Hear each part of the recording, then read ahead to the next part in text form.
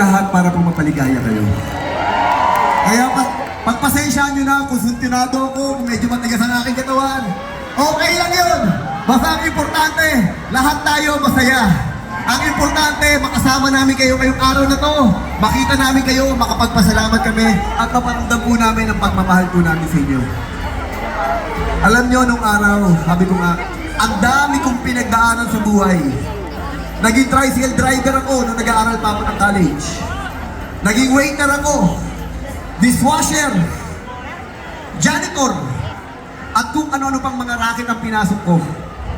Pero alam nyo, lagi ko lang nasa isipan ko. Sabi ko, isa lang naman ang sikreto na meron tayong lahat. Na meron ang lahat ng mga Pilipino. Ano, alam nyo kung ano po yun? Kasipagan. Sa English, hard work!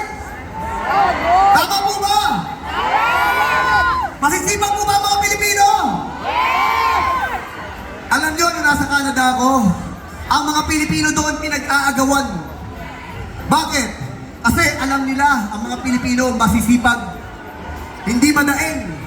Kapag may trabaho yan, kahit nagpasa sa oras, tatapusin nila ang trabaho nila.